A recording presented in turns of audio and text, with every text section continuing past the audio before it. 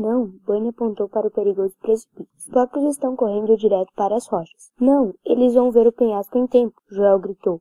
Eles costumam comer aqui, e é provável que conheçam cada cantinho dessa região. Mas, quando os porcos em debandada se aproximaram do precipício, continuaram em frente sem mesmo reduzir a velocidade. Até parece que eles ficaram loucos, pensou Bunny.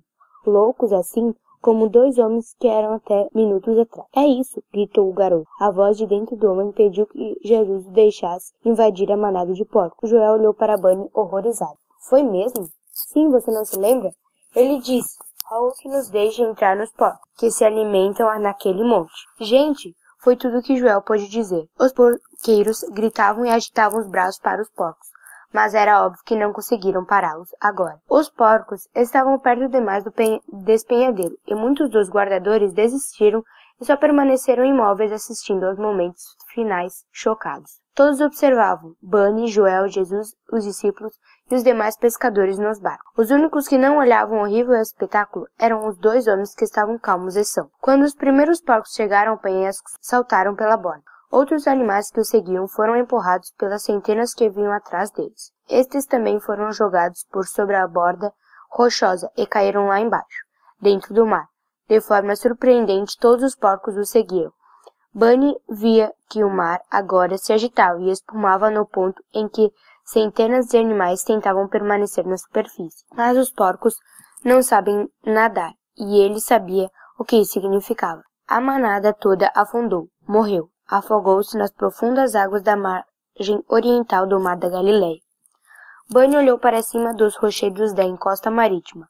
Os guardadores dos porcos se recuperavam do choque e corriam ao longo da borda do penhasco. Devem estar indo para sua vila. Bunny apontou para Gerasa, então, brilhante ao sol da manhã, com suas casinhas caídas perto do mar.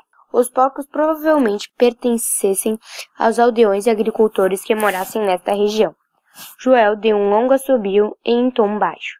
Aposto que os moradores vão ficar transtornados com essa história. Nem me fale, Bunny observou o último dos porqueiros desaparecendo por trás dos íngremes rochedos.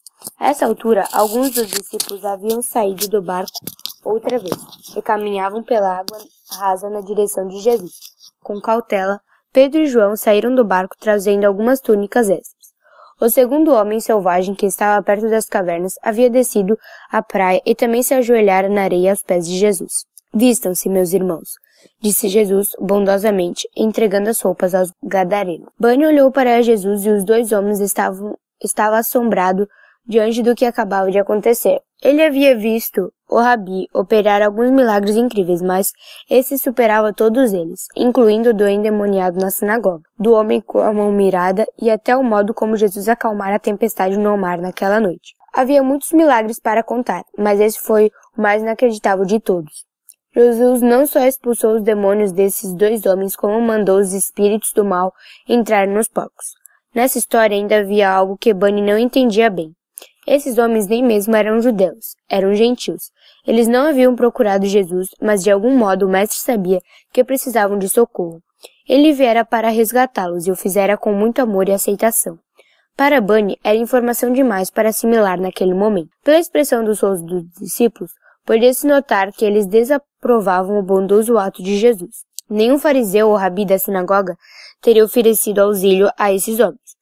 Nenhum escriba, sacerdote ou ancião do Sinédrio em Jerusalém teria mexido um dedinho para ajudar homens como aqueles.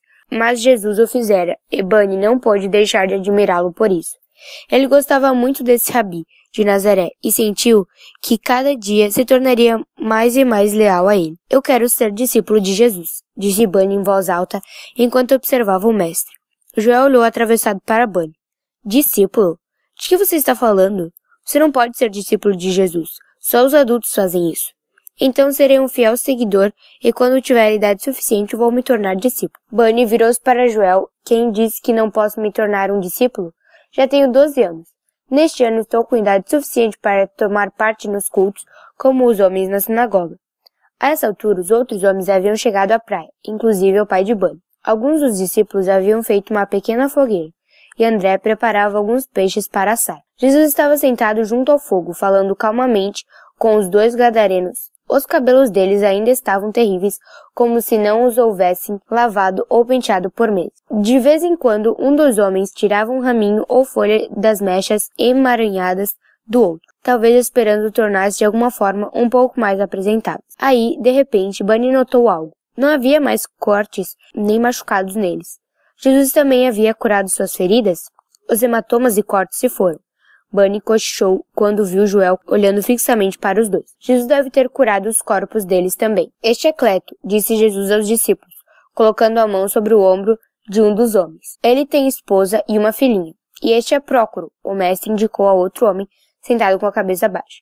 Prócoro nasceu e foi criado numa casa com 6 irmãos. Os discípulos sorriram para Cleto e Prócoro, mas ainda conservavam certa distância. Bunny também, embora pudesse ver que Jesus não tinha sequer um pingo de medo dos dois. O peixe assado estava muito saboroso. O ambiente na praia trazia uma sensação revigorante e Bunny não se lembrava de haver se sentido melhor.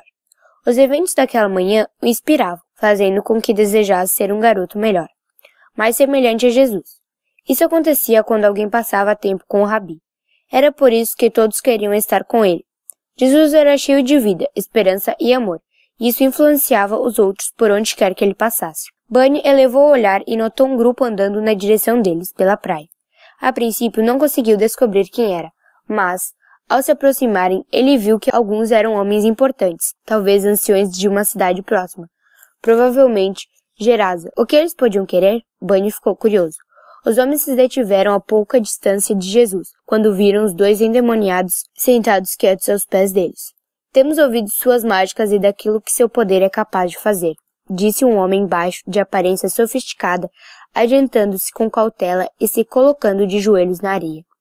O Senhor tem fama nesta região, mas agora devemos admitir que não nos contaram a metade. O pequeno grupo de anciões com ele também se ajoelhou, e todos se inclinaram com o rosto voltado para o chão. Então a pequena vila é mesmo Gerasa, Bunny percebeu. O homem baixo possivelmente fosse o chefe do grupo, ou algo assim. Vestia uma túnica branca e uma capa preta distintiva. Ele trazia na mão uma bengala de madeira, cuja extremidade tinha esculpida a cabeça de alguma estranha criatura. Meu nome é Damon, disse o homem baixinho, quase em resposta aos pensamentos de Bunny. Sou o magistrado da vila de Gerasa, ali no fim da praia. Viemos em paz. Ele continuava com o rosto em terra. Podemos ver as mudanças nesses dois homens e a manada de porcos afogada no mar. Queremos pedir-lhe, por favor, que se afaste de nós, pois somos um povo simples e não entendemos o que o Senhor fez aqui. Sua mágica é forte demais para nós. A vila está em agitação, agora mesmo. Enquanto falamos, o povo ameaça vir aqui para apedrejá-lo pela perda dos porcos. Suplico-lhe. Ele ergueu um pouco a cabeça. Deixe este lugar e tudo ficará bem. Já houve muito prejuízo aqui hoje. Se não for assim, temo que todos vocês sofrerão grandes danos. Muito bem, disse Jesus com tristeza. Vou respeitar seu pedido. Ele virou-se para Pedro e João. Preparem-se para navegar, homens. Partiremos como ele nos sugeriu. Os anciões se puseram em pé, viraram-se de modo respeitoso e depois se apressaram para retornar pelo mesmo caminho pelo qual tinham vindo.